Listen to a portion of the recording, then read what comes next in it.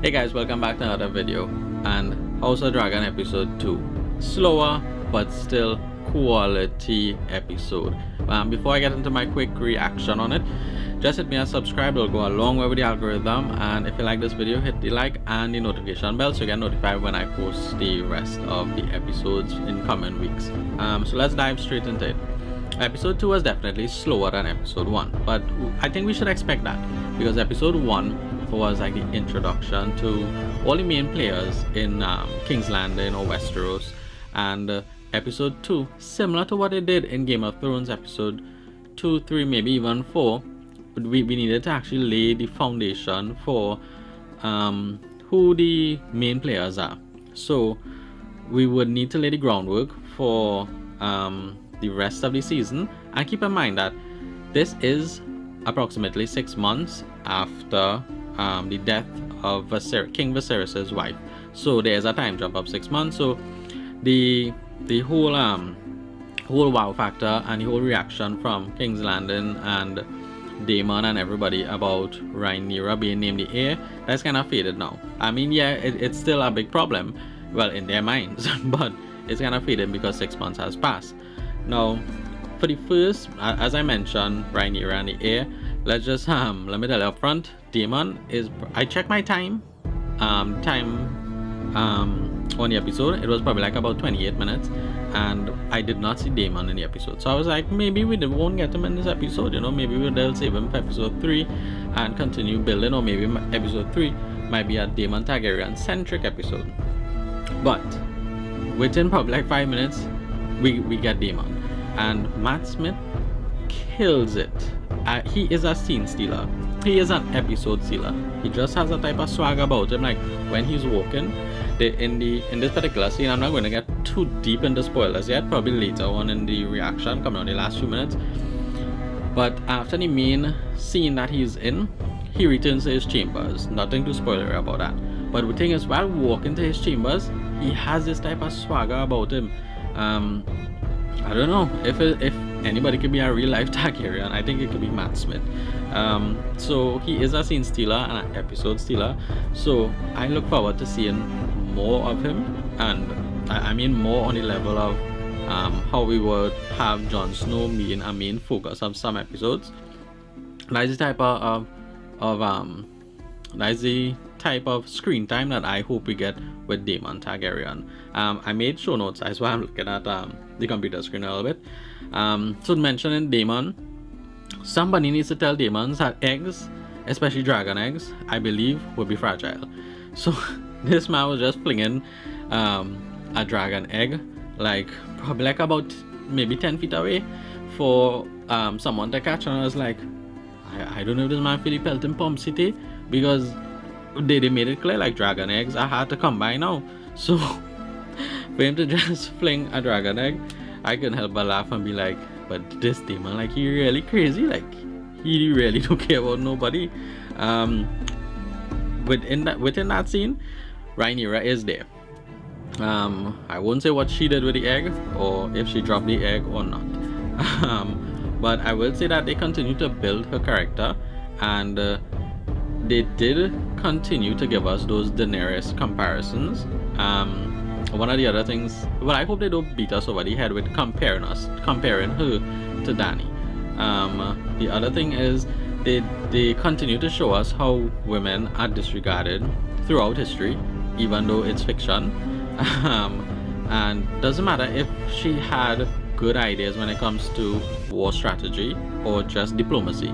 I think that it didn't matter what she says or what she will say within the coming episodes, not later on in the series, they won't be taken on. So I thought that was cool that they kept showing you how she would probably come into being her own person, and probably be a better person for it.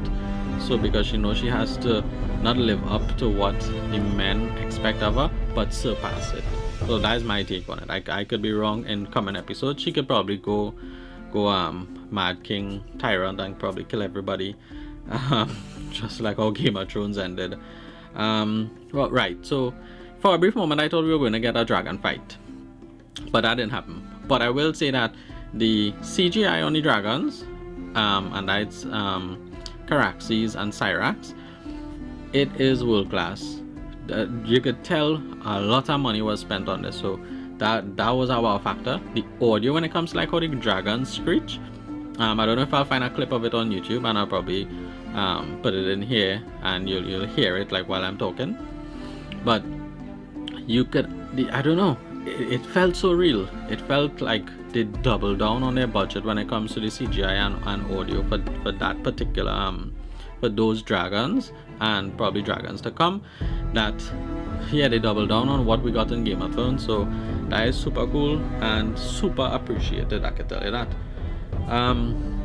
So let's get into a bit of spoilers. And I didn't really want to get into spoilers, but I think given my reaction on it, I think these were the biggest moments in the episode.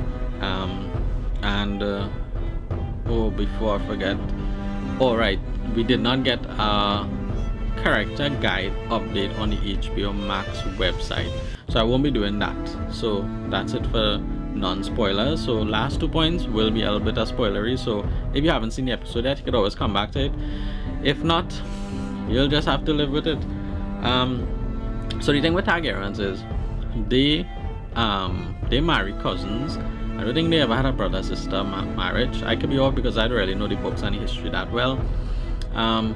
But it's crazy to think that the Targaryens are so deep-rooted in pure power that they would think marrying off like their 12-year-old daughter is okay. Just so that they could ensure that the seat of power remains within a family. And the thing is, Corlys, he proposed to Viserys that he marry his 12-year-old daughter, so they become like this even stronger Targaryen family. And the thing is, Corlys was mainly doing it as a power play. But the thing is, how much power does Corlys really want? Because he's already on his small council, so it's like you're already ruling with the big boys on the small council. Like how much power do you really want? But again, in Game of Thrones, the original series, they addressed power and they use different analogies when it comes to power. So I guess the hunger for power never ends. The biggest spoiler now, at the end of the episode, King Viserys does declare that he intends to remarry. Now remember, I just said that Corlys proposed that he marry his 12-year-old daughter, but you could tell from the build-up in the scene, you knew that wasn't going to happen. And because Alicent was present in the room, which isn't usually present in the room when there's a small council meeting, we knew what was coming. I think the audience knew what was coming. But the thing is, they didn't show us any scenes of King Viserys and Otto talking or having a dialogue about a proposal for King Viserys to marry Alicent. So the king declares he's going to remarry. Corlys sits up in his chair. He thinks it's going to be his daughter. I can't remember his daughter's name, the 12-year-old daughter, which would be King Viserys' niece. Or, I think it's niece, or maybe second cousin. I can't say. But the king does declare that he intends to marry Alicent, which is Otto Hightower's daughter, and everybody is shocked. Corlys walks out on a small council meeting. Rhaenyra, you can see the look on her face. Her eyes start to well up, and she walks out of the room, and that's the end of the episode there. And I thought that was a way tense way to end the episode and keep people talking until episode 3, because like I said, I think episode 2, 3, and 4 are going to be what sets the whole all of the tension for the upcoming episodes, and where the actual power struggle is really going to happen. Like, I don't want to say war, because I don't know if war is really going to happen, but it'll set the pace for how the season plays out, let me put it that way. So that's it. I enjoyed it.